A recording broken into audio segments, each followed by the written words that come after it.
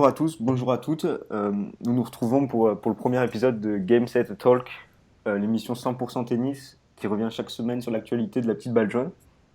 Donc aujourd'hui, c'est une chronique un petit peu spéciale, étant donné qu'elle a pour but de présenter notre équipe dans une première partie, puis de vous faire découvrir comment vont se dérouler les émissions suivantes. Malheureusement, notre chroniqueuse Clotilde n'a pas pu être des nôtres pour cette grande première. Du coup, on pourra compter sur la voix féminine d'Élise ce soir.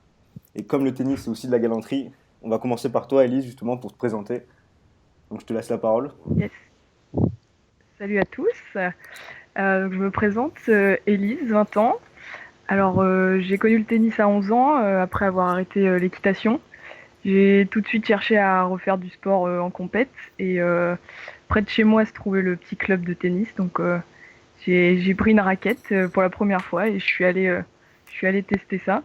La passion m'a très vite gagné et puis la compétition avec. Ensuite, donc maintenant que j'apprécie énormément ça, j'apprécie beaucoup l'ATP et aussi la WTA, qui méritent beaucoup de soutien à mon goût. Je soutiens plusieurs joueurs, donc essentiellement Roger Federer, Richard Gasquet. Chez les filles, Maria Sharapova en ce moment qui traverse une période compliquée. Et puis des jeunes espoirs comme Belinda Bencic et puis les jeunes françaises Mladenovic et Garcia. Je pratique le tennis en compète depuis 9 ans avec des entraînements réguliers. J'ai un classement, 15-3, c'est pas trop mauvais. Et je participe à des tournois dans mon département. Euh, Ça m'a également emmené cette passion rapidement dans les tribunes des plus grands tournois français, parce que ça coûte cher. Comme Roland Garros évidemment, et aussi Paris-Bercy. Donc le projet Game Set and Talk me plaît beaucoup, parce que je trouve que les réseaux sociaux trônent au centre de l'information, et les journaux apportent l'info mais n'en débattent pas assez à mon goût. Donc les zones de commentaires sont souvent vides ou alors remplies de commentaires désagréables, sans aucun rapport avec l'info de l'article. C'est vrai que la version podcast de l'émission permet une relation plus étroite avec vous, internautes, et j'espère que vous vous sentiez à l'aise pour participer à ce débat. Voilà, Constantin, j'en ai fini pour ma partie. Non, bah, c'est bien, c'est cool de savoir que tu es motivé pour le projet. Et du coup, je souhaitais rebondir sur ce que tu disais par rapport à l'ATP, la WTA. Tu sembles une passionnée et surtout, tu sembles bien apprécier la WTA, c'est tout à ton honneur. Et qu'est-ce qui a fait pencher la balance plus d'un côté que de l'autre?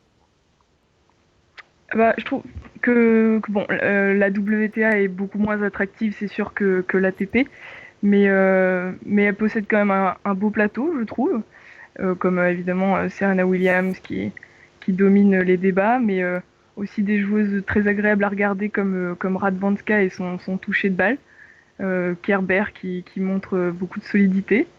C'est vrai que pour la vitesse de jeu et les confrontations légendaires, je vote pour l'ATP puisque c'est quand même beaucoup plus développé, mais on peut pas nier que la WTA regorge de talent, je trouve. Non, bah, c'est bien, du coup, Voilà, tu seras là pour analyser tous ces tournois de WTA. Je trouve que avec plaisir. c'est une grande valeur ajoutée pour notre émission. Et du coup, par rapport à ton expérience, vu que tu as fait pas mal de tournois en France, tu as assisté dans les tribunes, comme tu le disais, qu'est-ce que tu retiens un peu de toutes ces expériences à Roland-Garros ou à Bercy? Je me souviens d'un moment assez incroyable à Roland, c'était en 2014. Il était tard, très tard même, et bon, il fallait rentrer à la maison, mais il y avait ce mon fils Murray qui n'en finissait pas. Gaël recollé à 2-2 au bout de la nuit, et puis bon, il lâchait le cinquième set 6-1 si je me trompe pas, devant un public en folie.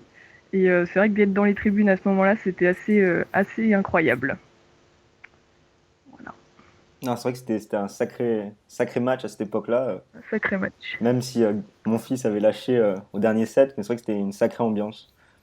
Bon, bah, du coup, Ellie, Exactement. c'est cool, avec toi, on va pouvoir parler un peu de la WTA et de l'ATP. Je trouve que c'est bien Je d'avoir les l'espère. deux facettes pour pouvoir décortiquer le tennis en général. Du coup, on a hâte de t'entendre. On va maintenant passer au plus jeune de la troupe, mais non le moindre, Samy. celui qui est un peu le Mister YouTube de l'équipe.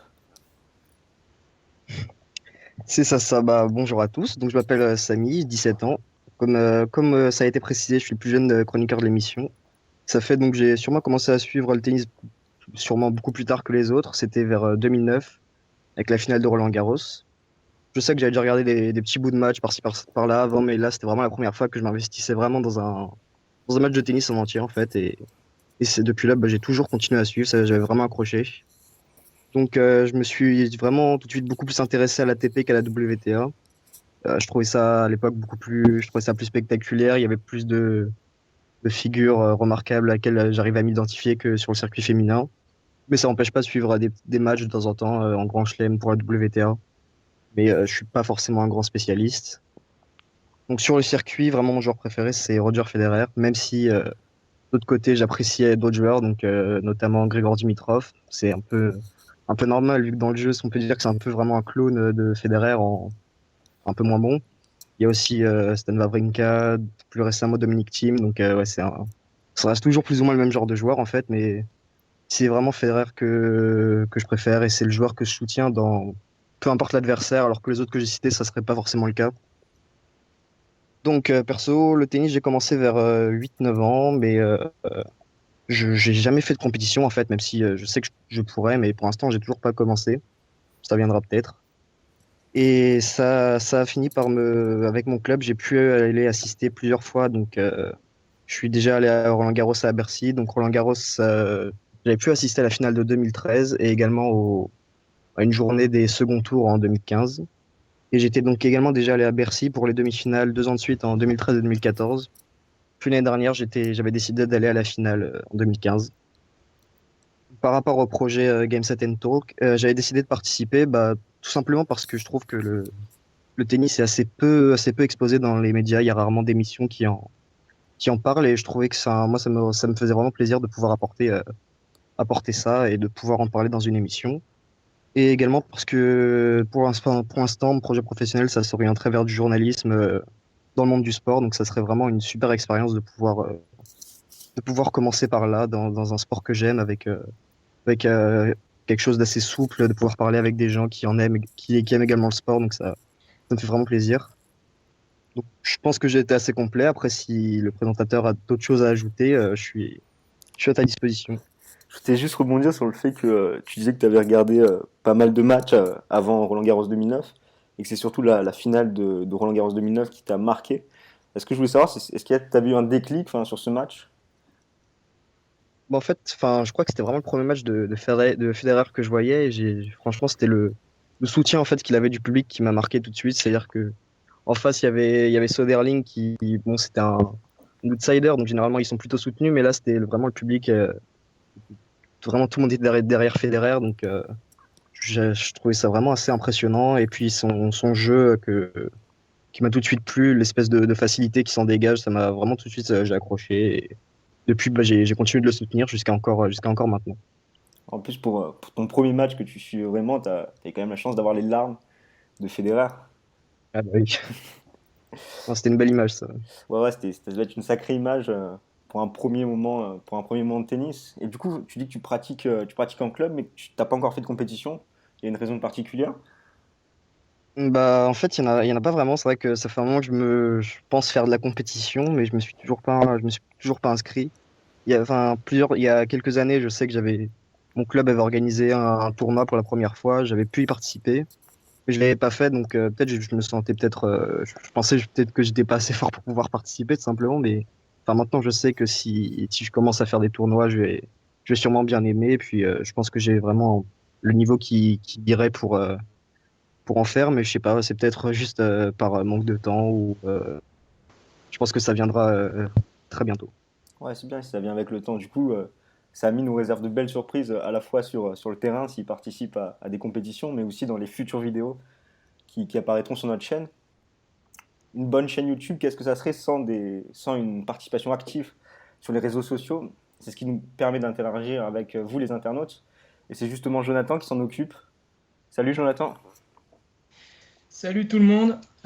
Moi c'est Jonathan, donc 21 ans. Comme tu l'as déjà précisé, donc moi je serai déjà en charge de vous faire parvenir sur tout ce qui est réseaux sociaux, que ce soit de l'actu fraîche au niveau des tournois ou au niveau des actus hors cours ou sur le cours. Donc également vous teaser lorsqu'on aura des prochaines podcasts qui arriveront. Donc pour revenir sur une présentation plus générale de mon cas. Alors pourquoi et depuis quand le tennis? Je dirais que c'est assez difficile pour ma part de dater réellement. J'ai des premiers souvenirs qui me reviennent, je dirais 2005, finale Open d'Australie, Safin Hewitt. Je devais être chez mes grands-parents, je crois. Donc c'est déjà assez tôt, on va dire. J'avais 11 ans. Pourquoi le tennis également? Parce que moi je fais du tennis de table. J'anticipe déjà un peu sur les points suivants. Je ne fais pas de tennis. Il n'y a pas de compétition. C'est plus du loisir.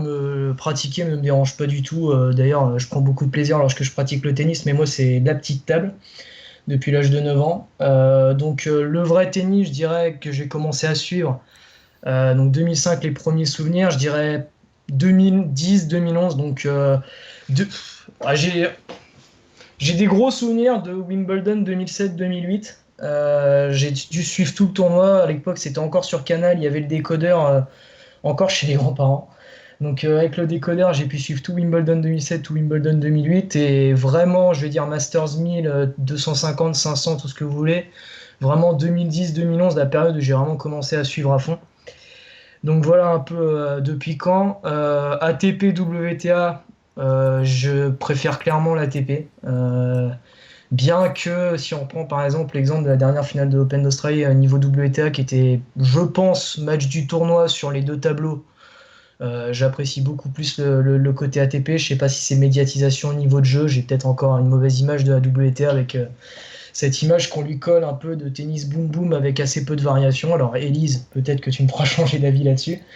Mais bon, ATP, clairement, que ça soit au niveau des matchs épiques ou tout ce que tu veux, moi c'est clairement plus au niveau de l'ATP. Joueur préféré, désolé pour l'innovation, mais je suis aussi pour Roger Federer, clairement. Stan Wawrinka en 2 et Del Potro en 3. Désolé les Français, ça me dérangeait pas que la Suisse gagne la Coupe Davis en 2014. Le sport, le tennis, malheureusement, ça reste avant tout pour moi un sport individuel. Donc bon, pourquoi suivre un joueur sur 10 mois et puis sur un seul week-end ne plus le supporter? Je trouve ça un peu le concept colle pas tellement, je trouve. Donc voilà, Federer, Wawrinka, Del Potro pour ma part. Donc comme j'avais déjà pu l'anticiper un peu, moi je fais pas de tennis en compète, que du loisir. Mais malgré tout, j'ai déjà eu l'occasion de me rendre sur des événements. Donc je suis de la région d'Orléans, donc j'ai pu me rendre au Challenger d'Orléans et j'ai pu effectuer aller pour la première fois l'année dernière sur Roland-Garros. Premier tour, première journée. Il me semble que c'était férié, donc le premier dimanche. J'en retiens quand même énormément de positifs. C'était quand même vachement cool, honnêtement. Et pourquoi Game Set and Talk? Tout simplement pour le côté inédit. Moi, quand on tape émission de tennis sur YouTube, il n'y a personne. Concrètement, Bein doit peut-être avoir, il me semble, le cours central, ou je ne sais plus vraiment le nom, donc qui est dédié au tennis. Mais le tennis sur une émission vraiment de longue durée, ça n'existe pas vraiment. Donc le côté inédit, clairement. De par le fait que je pratique pas de tennis, aussi être capable de pouvoir dire que je m'y connais tout de même, de par cette émission en participant à des débats, en confrontant des idées, montrer quand même mon intérêt bien que je le pratique pas. Et voilà quoi, clairement interagir avec les gens parce qu'on retrouve énormément de pages de news. Alors on en fera aussi de la news bien évidemment, je suis sur les réseaux sociaux, je peux déjà vous le dire, qu'on fera de la news au niveau des tournois, mais également poser des questions et interagir avec les fans de tennis. Ça, je trouve que c'est quelque chose qui manque énormément sur le web actuellement. Voilà en gros pour ma part. Constantin, je sais pas si tu as d'autres questions aussi pour creuser un peu. Et du coup, ouais, comme tu disais que tu faisais pas mal de tennis de table, du coup, ça te dirait pas Ouais. de t'inscrire dans un club de tennis? Ben ouais, donc récemment en fait j'y ai pensé, mais c'est plutôt au niveau des études pour ma part que ça bloque un peu pour l'instant, si tu veux. C'est que avant de me mettre vraiment dans le tennis, j'attends d'être vraiment posé à un endroit et de me dire là, je suis ici pendant enfin un certain nombre de temps, donc plusieurs années. Et là, je pense ouais, dans les prochaines années, pour pas dire dès l'année prochaine, quand même passer le pas et m'inscrire également au tennis, je pense. Non, bah c'est cool comme ça que tu aies les deux aspects, à la fois le tennis de table et le tennis. Ouais, Et du coup, c'est sûr. comme on a eu l'avis féminin d'Élise, toi, qu'est-ce que tu retiendrais par exemple de ton expérience à Roland-Garros ou au Challenger d'Orléans? Moi, je vais plus te parler de Roland Challenger. Challenger d'Orléans, si j'avais dû voir un Vincent Milo, Paul-Henri Mathieu en 2014, je crois. Et 2015, j'avais vu un Raume Mounard, Ivan Dodig, je crois. Non, bah écoute, Roland, moi, ce qui m'a choqué, enfin, ce qui m'a choqué, ce qui m'a vraiment. Je le pensais pas comme ça, c'est de voir qu'à la télévision, sans déconner, on se rend compte très peu des athlètes que c'est, ces mecs-là quand tu les approches de vraiment près, Roland, pour moi, j'ai dit, c'est le Disneyland du fan de tennis, Roland. Tu tournes la tête dans les allées, t'as une célébrité ou t'as un mec connu du tennis. Et ce qui m'a vraiment choqué, c'est quand il te passe vraiment à 2 centimètres. Et là, tu vois, waouh, le mec à la télé, t'as l'impression qu'il fait 1m60 et que c'est vraiment un gamin, il te passe à côté. Et même, j'avais par exemple le Borna Choric qui m'est passé à côté, il avait 18 ans à l'époque. Et j'ai fait, waouh, t'as 18 ans, tu fais 15 centimètres de plus que moi, et niveau muscu, mais t'en as déjà bouffé, quoi. Et c'est vraiment ce qui m'a, entre guillemets, choqué. Et puis, je le dis pour ceux éventuellement qui iraient, enfin, du moins, c'est mon avis perso. Lorsque vous allez dans les premiers tours, honnêtement, passez votre temps sur les annexes, quoi. On est vraiment à 2 centimètres des joueurs et 2 centimètres du terrain, et c'est, je trouve, beaucoup plus enrichissant. Je dirais que le meilleur match de ma journée, ça a été un Nikoloz Basilashvili Thanasi Kokinakis. Alors, sur le papier, ça fait pas forcément rêver, mais en live, c'était vraiment excellent, quoi. Alors qu'à côté, j'ai vu Sharapova sur le central, on a dû rester 25 minutes, quoi, et puis après, on est parti, quoi. Et ouais, et puis ce qui est génial, c'est qu'avec les annexes, tu peux tourner. Enfin, si le match Mm. t'ennuie, tu peux aller voir sur C'est une ça, autre quoi. annexe. C'est ça. Les annexes, c'est vraiment génial lors des premiers tours. Non, bah c'est cool que, que tu peux avoir l'occasion d'avoir cette expérience, quoi. En tout cas, ce qui est sûr, c'est Ouais. qu'avec toi, on sera bien représenté sur les réseaux sociaux. Bah, Du coup, j'espère, ouais. du coup J'espère. maintenant, on va faire intervenir notre futur numéro un français, Alexandre. Ouais, futur numéro un, je suis pas vraiment sûr, hein. Bon, moi c'est Alexandre ou Alex, j'ai 21 ans. Je pratique du tennis depuis quasiment 10 ans maintenant, un peu en compétition, pas trop à cause des études. Bon, je suis que 32. C'est pour ça que je dis que ça va être compliqué d'être le futur numéro un. D'ailleurs, petite anecdote, mon premier match était un 6-0, 6-0. Donc ça annonce tout de suite la couleur. Que dire? Moi, j'ai découvert le tennis fin 2004 par hasard. En fait, j'étais tombé sur un reportage de la finale de la Coupe Davis, remportée par l'Espagne face aux États-Unis. Sur les images, on voyait un petit jeune face à Roddick qui sautait partout, qui s'encourageait vraiment à tout va. Bon, c'était Nadal. Ce petit jeune, je l'ai retrouvé quelques mois plus tard à Roland-Garros 2005. Bon, je vais pas dire que ça a été le coup de foudre, mais c'était vraiment une attitude qui m'a plu. C'est vraiment lui qui m'a fait accrocher le tennis et poursuivre par la suite. En fait, dès la fin de Roland-Garros 2005, je me suis inscrit en club et j'ai pas lâché depuis. Même si la compétition est venue plus tard, comme je disais, j'ai toujours joué quasiment et c'est un sport vraiment qui me plaît. Après, j'ai poursuivi dans l'arbitrage d'ailleurs. Je fais un peu d'arbitrage. Donc oui, c'est vraiment un sport en fait pour lequel j'essaye de creuser toutes les facettes. Je pense être un passionné de tennis, on peut dire ça comme ça. Niveau ATP ou WTA, moi je suis un peu comme Jonathan, c'est-à-dire que ça dépend des matchs. J'ai pas de préférence définie. Si un match ATP me plaît, je vais le regarder. Si un match WTA me plaît, je vais le regarder aussi. Un match ATP peut être extrêmement chiant, comme à l'inverse, un match WTA peut être passionnant. Donc moi, c'est vraiment selon les matchs. Niveau joueur favori, donc vous l'aurez compris, je suis un grand fan de Nadal. Ça casse un peu avec mes trois prédécesseurs.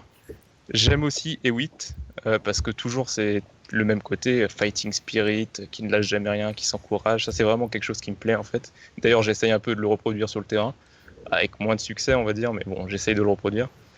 J'aime aussi Del Potro, Fognini, Raonic. C'est vraiment des joueurs qui me plaisent. Ouais. Chez les femmes, après, j'aime bien Serena, parce que mine de rien, elle envoie quand même pas mal, même si son jeu est parfois toujours le même. Et surtout en vrai, à voir en vrai, c'est assez impressionnant. Donc c'est un jeu qui me plaît bien, une joueuse qui me plaît bien.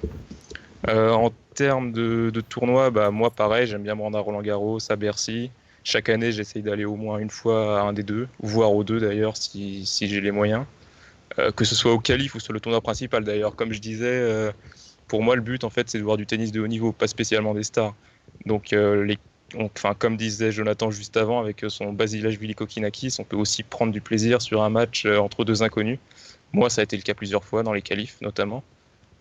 Donc, ouais, c'est pas obligé de prendre pour le tournoi final, quoi. Ça, c'est quelque chose qu'il faut bien noter. On peut aussi prendre du plaisir sur les qualifs et sur les matchs un peu plus obscurs. Sinon, sur le projet en lui-même, bah, moi, dès qu'on me l'a proposé, j'ai dit oui. Parce que, bah, comme Samy, j'espère faire une carrière dans le journalisme. Pourquoi pas la radio? C'est quelque chose qu'il faudra creuser. Mais le journalisme, ouais, est sportif dans l'idéal. Donc, Game Set and Talk, c'est vraiment l'occasion, bah, non seulement de faire un premier pas dans ce monde, de s'entraîner aussi, parce que ça permet de pratiquer. Et puis de parler tennis, quoi. C'est vraiment notre passion à tous, je pense. Donc, on s'amuse avec notre passion, avec vous d'ailleurs, les internautes, parce que ça va nous permettre d'échanger tous ensemble. Et puis aussi, oui, parce que c'est l'un des premiers podcasts français sur le tennis. Il y en a quasiment aucun autre. Il y a que des chaînes de tributes, mais c'est pas exactement pareil. Là, nous, c'est vraiment du décryptage et je pense qu'on va être l'un des premiers à le faire. Donc, ouais, c'est à peu près tout pour moi. Je sais pas, Constantin, si tu avais d'autres questions à me poser. Ouais, non, du coup, je voulais juste revenir sur le fait que t'adores Nadal et qu'à côté, t'aimes bien aussi Fonini, qui sont quand même deux Ouais. comportements assez opposés. Et je voudrais savoir un peu ce qui t'a attiré chez l'un et chez l'autre.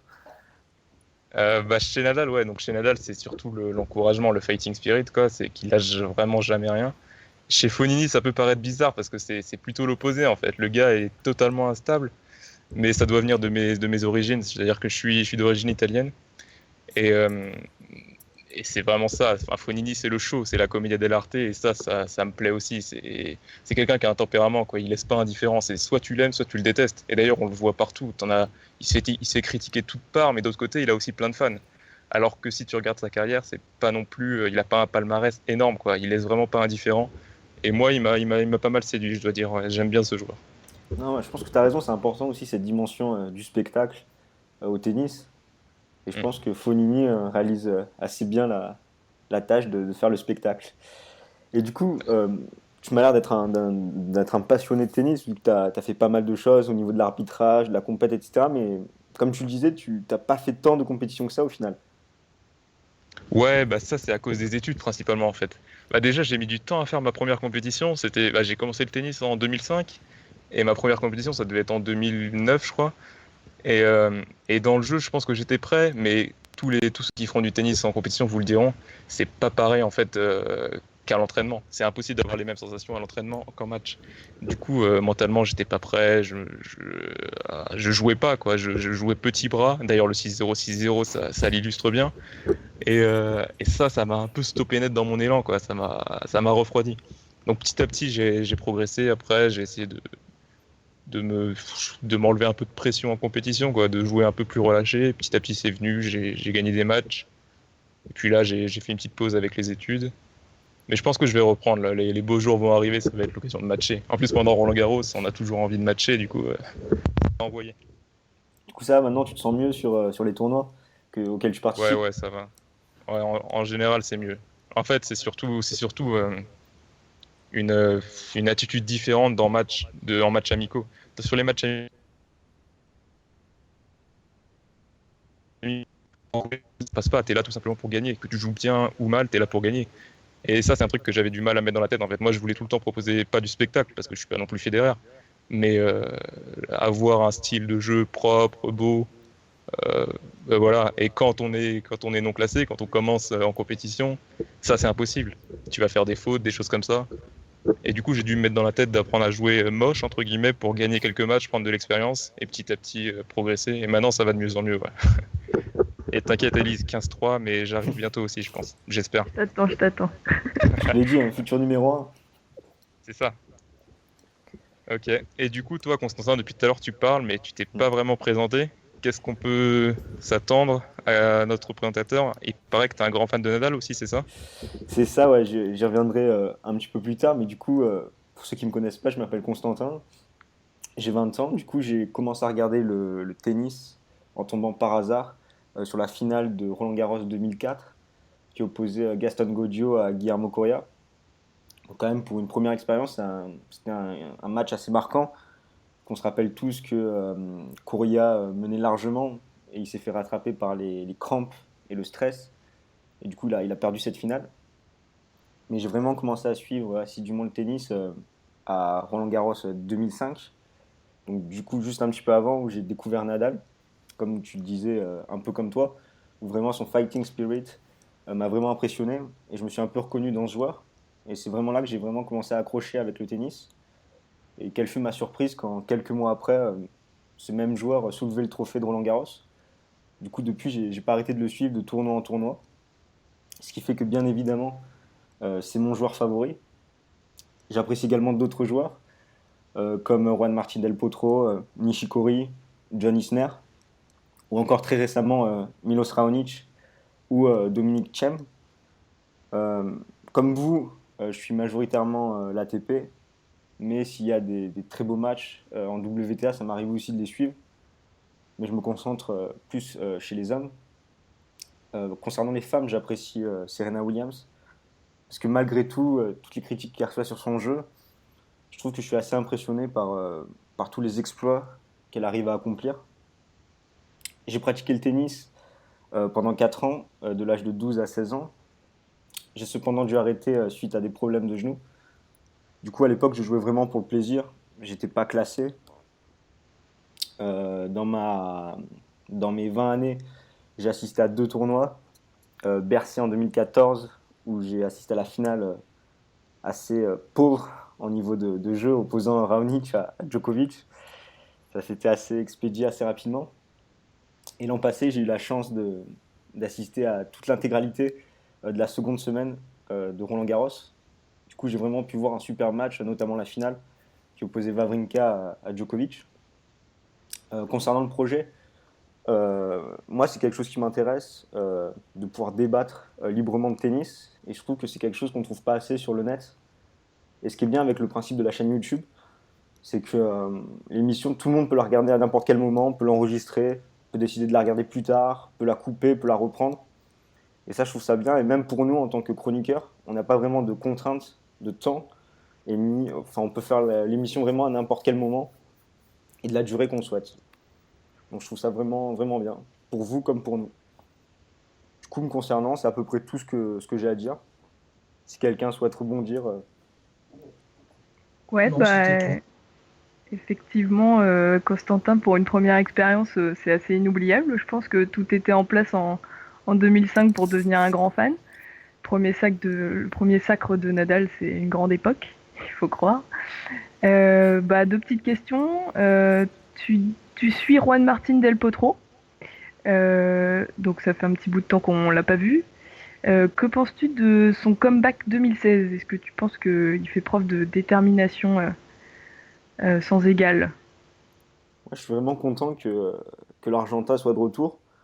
Parce qu'à l'époque, donc 2013, où il était vraiment au niveau, c'était vraiment l'un des rares qui pouvait vraiment gêner Djokovic. Donc je lui souhaite vraiment qu'il retrouve très rapidement son meilleur niveau. Parce que je pense qu'il peut venir un peu matcher avec le Serbe. Et franchement, il m'impressionne. Parce qu'après tant d'opérations, pouvoir revenir encore et encore, franchement, je lui tire mon chapeau. Et c'est un peu de la même trempe que Nadal qui, avec de nombreuses blessures, est toujours revenu pour essayer de donner son maximum. Et donc je souhaite vraiment qu'il retrouve son meilleur niveau.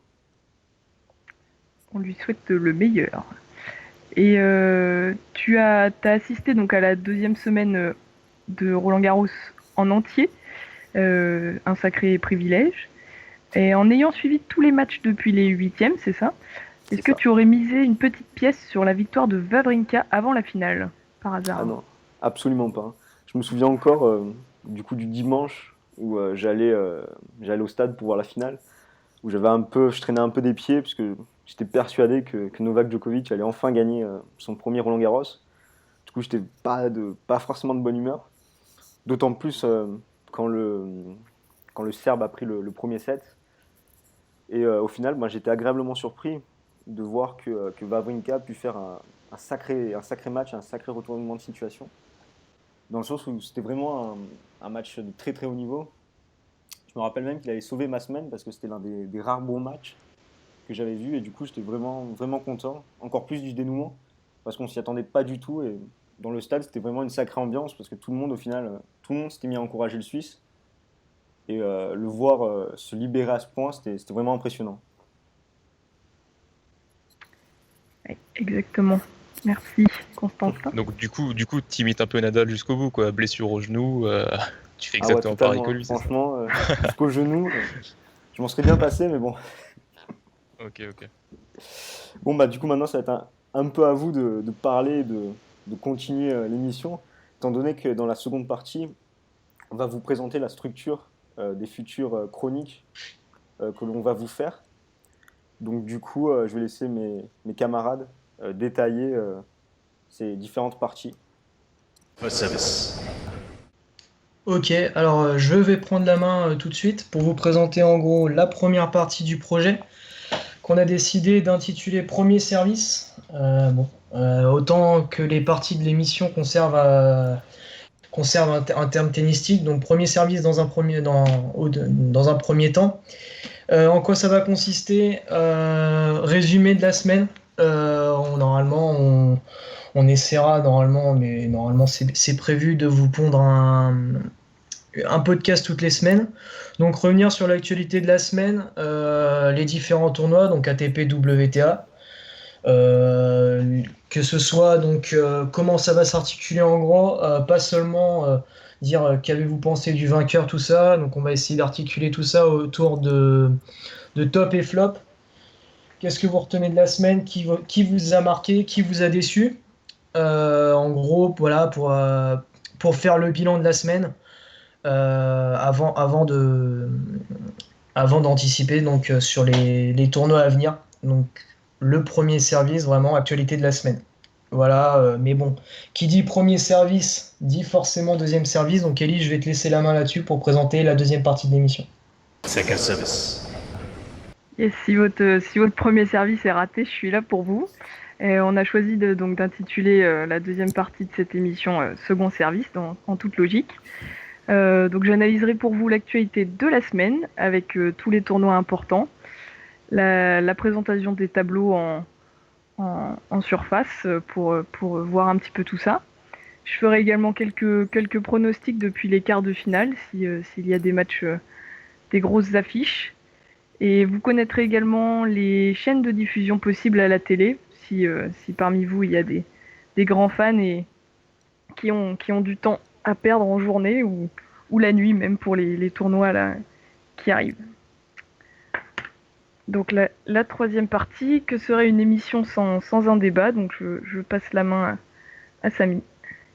Ah, Alexandre plutôt. Alexandre, Ok. pardon, excuse-moi. Pas de souci. You can't be serious, man. You cannot be serious! Donc c'est exactement ça, moi je vais vous présenter la troisième partie, le débat. Donc sûrement la partie la plus polémique de toutes, puisque c'est au cours de celle-ci qu'on va revenir sur un ou deux grands thèmes qui bousculent du tennis en ce moment, que ce soit pour l'ATP ou pour la WTA d'ailleurs, on va pas faire de distinction. On va apporter nos analyses, nos avis, qui sont parfois très tranchés, vous allez voir. Tout va y passer, que ce soit sur un cas de dopage, je dis ça comme ça, je ne vise personne, un pétage d'un plomb d'un joueur en cours de match ou la modification d'une quelconque règle sur un tournoi. On passera vraiment tout au crible. Par exemple, un sujet qui pourrait être repris, ce serait la suppression ou non du tie-break au 5e set à Wimbledon. Parce qu'après tout, que deviendrait le tennis sans un tie-break? C'est d'ailleurs le nom de notre quatrième partie que je vais laisser à Samy l'occasion de vous présenter. 6 games all, first set, tie-break. Et voilà, on termine avec le tie-break, la dernière partie de l'émission. Donc c'est à ce moment qu'on va vraiment essayer d'insister sur le côté vraiment interactif de l'émission. On va essayer de vous faire participer au podcast avec notamment votre participation via les réseaux sociaux et les commentaires YouTube. Et pourquoi pas, à l'avenir, vous faire intervenir à la fin de l'émission dans le tie-break. Donc il y a plusieurs animations qui sont prévues dans cette dernière partie. Donc on commencera par répondre à vos questions que vous nous avez posées sur Twitter, sur Facebook, sur les commentaires. Donc si quelque chose vous a marqué dans l'actualité, si vous vouliez qu'on en parle et qu'on n'est pas revenu dessus dans l'émission, par exemple de la semaine dernière, vous nous l'envoyez et à ce moment-là, on sélectionnera les meilleures questions, les plus drôles, je sais pas, et on répondra à quelques-unes. Ensuite, on enchaînera avec un quiz préparé par le présentateur, donc qui se jouera entre les chroniqueurs et peut-être donc le futur invité parmi les auditeurs. Donc, on fera sous forme de quiz avec des points pour déterminer un vainqueur à la fin de chaque semaine pour voir quel chroniqueur a peut-être le plus suivi l'actualité de la semaine ou qui est le plus calé sur tel ou tel thème. Et on finira l'émission avec l'étude d'une stat. Une stat que ça peut être par rapport à un tournoi, à un joueur en particulier. Et on commentera pour voir ce que tout le monde en pense. Et je repasse maintenant la main à Constantin pour terminer cette émission. Non, bah, du coup, voilà, comme vous l'avez résumé, ce sera un peu comme ça la structure des émissions suivantes. Du coup, c'est tout pour cet épisode pilote. On espère que le projet vous plaît. N'hésitez pas à poster vos commentaires, vos critiques constructives sur les réseaux sociaux, sur Twitter, Facebook. Les liens vont s'afficher dans la description. Et en tout cas, on se retrouve la semaine prochaine pour parler de notre sport de raquette favori. En attendant, bon tennis à tous. Ciao, ciao. Salut! Salut. Salut à tous.